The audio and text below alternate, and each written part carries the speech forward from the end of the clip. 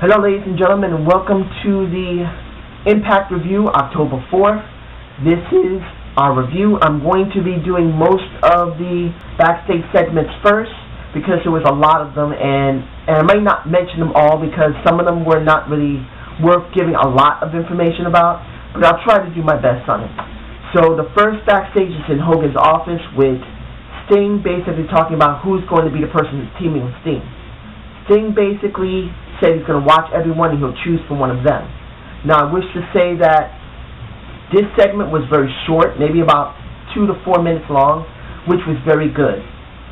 And the match with Anderson and Gunner was not a long match.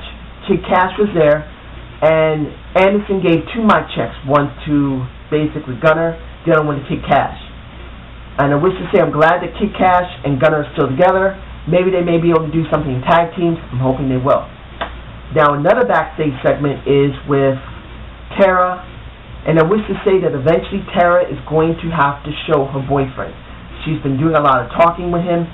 My feeling is that the person that may be bringing in, if they're gonna have Tara with an actual boyfriend, the person I believe they're gonna have bring in, and I think the Sled Daddy at the Off the Rope show also said it, might be John Morrison, because of how he was when he was in WWE doing TNT, and he has the look of a superstar, especially the way he dressed. So it's a good possibility that John Morrison may be doing it. I don't know. Who knows? Now, I wish to say also the Al Snow segments throughout the night were good. Al Snow with Pritchard getting the paperwork ready to go to the ring, and pre-tapes of what happened with Ryan and Al Snow was also good. When Al Snow came to the ring and called Ryan from the back, not from the audience, was a nice touch. I liked it. And then when we have Al Snow saying, as an executive, I apologize, I was wrong to put my hands on him. It was a simple apology. Having Ryan act more heelish and say, I don't care about that, I manipulated everybody, I manipulated you and the people here, I want what I want, and I want you, Al Snow, not the executive in you, to apologize.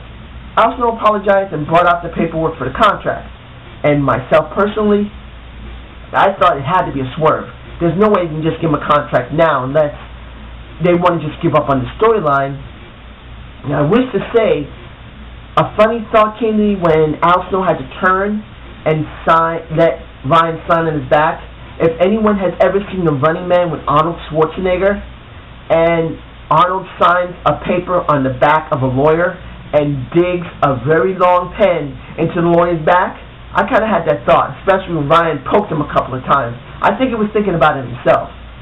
Now, the last part of that was, you should have really read it when I was telling you, for the simple fact that Bound for Glory, you only have 1 day. It's only a 1-day match, a 1-night match, I mean. And the person you go up against is me. I'm going to kick the crap out of you. And Ryan looked genuinely concerned, which is good. This is a better build than I've seen in a while for certain things that's in TNA. And definitely, I wish to say clearly, ladies and gentlemen, definitely this is a way better build than WWE is doing. Now, let's get to the, I believe we have the next match, if there was another match. There wasn't that many matches in this Raw, in this TNA review. I was about to say Raw, I'm sorry ladies and gentlemen. The next backstage is with Storm and Rude basically giving a good promo segment, talking about how their lives have culminated to what's about to happen in Bound for Glory. That's when it happened a year ago. Storm saying, this is me kicking your butt, and I'm going to get justice. Rude basically saying, you're not going to get anything. I'm going to always keep you down. You always wanted to be better than me, but you always held on my coattails and beer money. I am the it factor, and when it comes to King Mo, I don't care. I'm going to do what I want. Now, I could say that King Mo was put over enough with backstage pre-tapes, and when he came out, not in a suit, or not in regular clothes, but his MMA suit, You could say that's a little cliche, but you know what?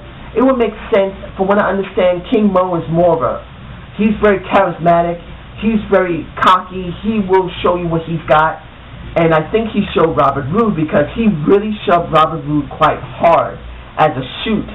He might have been a little rough on Robert Roode because he looked genuinely shocked. He didn't expect him to shove him so hard. Robert Roode goes to the back, King Mo comes to the ring, and I wish to say the segment between him and Storm, and when Storm gives him a bottle of beer to drink and raises King Mo's hand up, makes me think it's more of a, what would you call it, a Austin-esque type of feel. Now I'm sure you're saying, well, why are you bringing a WWE guy in TNA? See it like this, ladies and gentlemen. Every type of promotion that's out there rehashes something from another promotion or from another wrestler. The main reason to do it because if at certain times this looks like it would be good for this type of storyline or pay-per-view, they'll rehash it. So in my case, I saw this as like a Austin type of feel. That Austin, if he doesn't try to do a stinger on you, he will share a beer with you.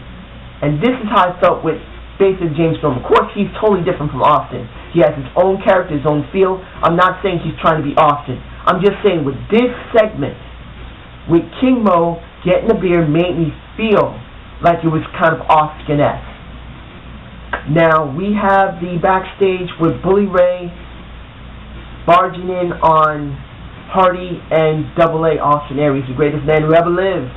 Well, Austin Aries trying to say we're still friends. And Bully Ray did a segment before that with Sting saying simply, pick me, I want these guys, they ruined my chance as a champion for the TNA World title, which they did. I want this.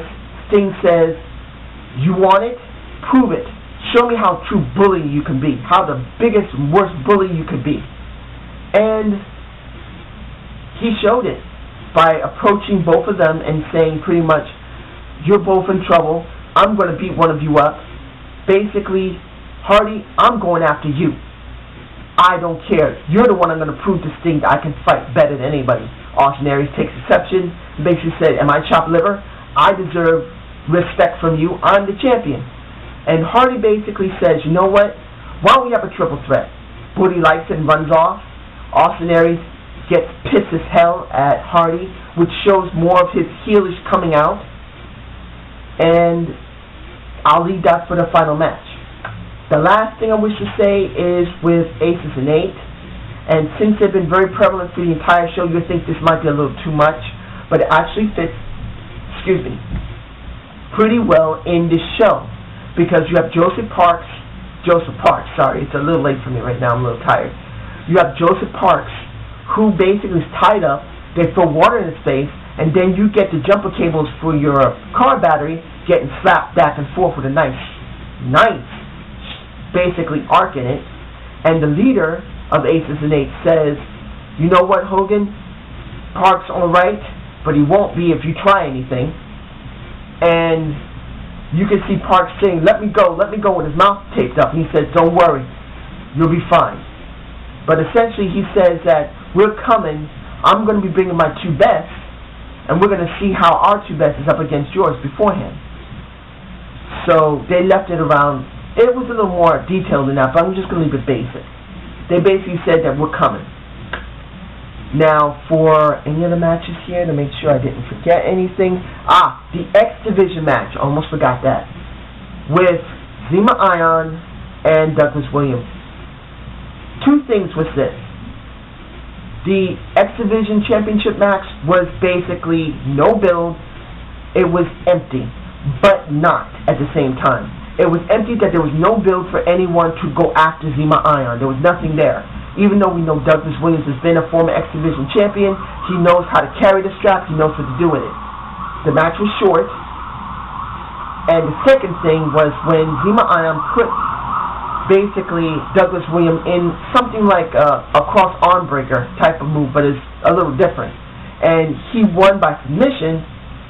He held that move on longer than he was supposed to and was disqualified.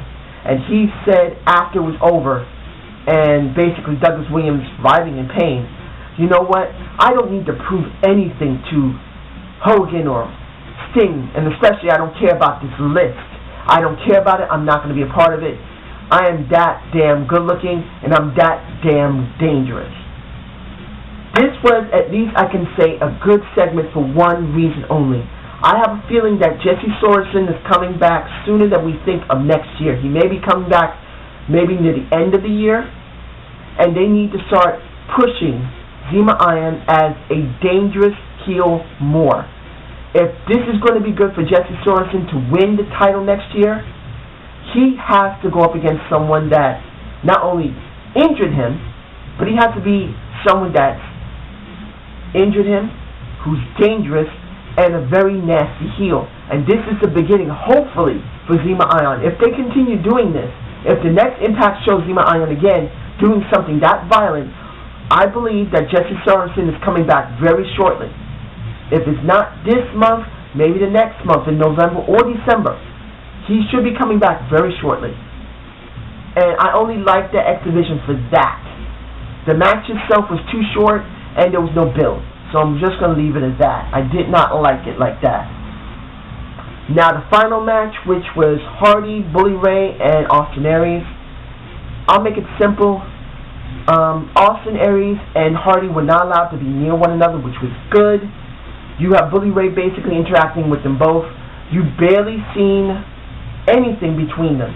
Maybe Hardy leg dropped Austin Aries. Austin Aries grabbed Hardy's hair.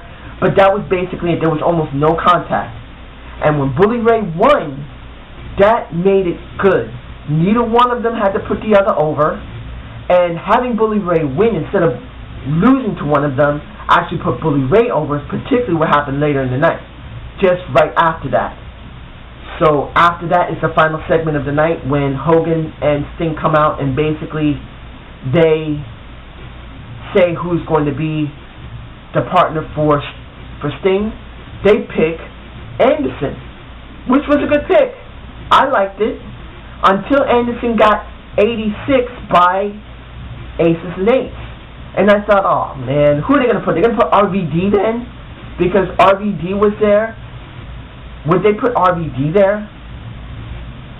Who would they put there? Then you got Bully Ray coming out. And Bully Ray saying simply, you know what? You know who I am? Sting, you know me. I want this. I'm more hungry than anybody. Because for the simple fact, they screwed me of my championship. I'll prove to you that I'm there. I'll prove to you I will be in your corner. I'll prove to you that we will win. And when he looked at Hogan, he said, Hogan, this is not the point if you like me or not. It doesn't matter. You can hate me, but you got to respect me. I'm the one that will fight for you. I'm the one that's going to do the job. And when he stuck his hand out and Hogan acted hesitant and then shook it, that made the segment make sense. This does not mean Bully Ray's turning face. No. He's still a heel, but get this, ladies and gentlemen, he's an angry heel who got screwed by some heels that he can't get his hand on unless he teams up with a face, which gives better storytelling right now. It makes perfect sense. Instead of having two faces with two heels, you're going to have two heels with a face and a heel who's angry and wants the other heel. This balances it out. Even though it doesn't sound like it, I believe it does, if I'm correct. So, in the end, Hogan shakes his hand. He says to Bully Ray, you're not just fighting for me and Sting, you're fighting for our locker room and everybody you said here. And he said, simply, Bully Ray said, I got it, brother. That, I thought, was a simple saying, but it makes sense. And I didn't mind it. So this ending of the show flowed at least well enough that it didn't seem like a huge cluster F. See it like this. Basically, TNA has always overloaded their show with so much segments, so much maybe Aces and Eights, or so much with Hogan. And in this show, there is a lot of segments with Aces and Eights, showing a lot of Sting instead of Hogan. You see a lot of backstages. But I can say, even though there were very few matches of the night, the show flowed well enough that it could be somewhat overlooked. Because look, if anybody is, I'm sure people who are watching this watch WWE and TNA. You know Raw was a total disaster. It was that disgusting. Nobody was happy to deal with it. Nobody, even most people, if they had to do basic reviews on it, were not happy at all. I know I wasn't. I said it was a D show. But even though this one had a lot of segments in it, and most of it was backstage, and most of it was promo segments, it did lead up to 10 days of basically Bound for Glory. In 10 days, Bound for Glory comes up, and I can tell you this has a better build than WWE and Hell in a Cell. Hell in a Cell for WWE is still sketchy. It is crap right now. I think there might be only 4 matches or 2 matches even announced. I don't even want to check right now. I don't want to think about it. But essentially, their build is terrible. But when it comes to TNA, even though it's a huge mess of stuff, I mean, it's not out of order, it's not totally out of control, but it's so much that it leads to the show. It does cover many things that are in different storylines. You've got Tara and Tessmacher. It does cover somewhat about Tara, basically, even though it wasn't a good match. You have basically what's going on with Al Snow and Joey Ryan. You have basically what's going on with the 3 tag teams going up against each other, even though it's very brief. You still have the Storm and Rude match, which we know is going to happen, and we're all looking for it. The Austin Aries and basically the Hardy match, we're now seeing more of Austin Aries possibly turning more of a possible heel, and now the Bully Ray with Sting, and Bully Ray, who I didn't think he was going to have anything to really do. He may be left out of Bound for Glory. Now he has a segment in Bound for Glory, and who knows what else they're going to show in this show. I mean the next show, not this show. Show in the next show, next Thursday. I'm actually quite interested to see. Even though this was a lot of stuff backstage and a lot of promos, it felt smooth enough that it could be considered a B show. Yes, ladies and gentlemen, if you consider this show maybe a C show or under it, because there was just so much there, I can understand that. But I'm looking at it from a perspective of the build to the pay-per-view. And even though there is 10 days, that means they have 2 weeks more to build for this. So they decided to try and build better than what they've been doing usually. Because the last one, they did pretty good, but they didn't do that well. This one, they really want to make it clear they want to put something in this. So I say it's a B show. So I hope you enjoyed the Zane View. Please subscribe and comment. And I also wish to say, other than wrestling related, I did do a video on the presidential debate. If you want to look at that video, it's on my channel. Give me a comment on how it did. I don't do many other videos than wrestling. I'd like to know if I did a decent job of giving a fair view on both candidates. And if you like it or don't like it, it's cool. Everyone has a different opinion. Just like this show. If you like it or not like it, it's cool. And I hope you do give me at least one comment. Thank you, and have a good night, ladies and gentlemen.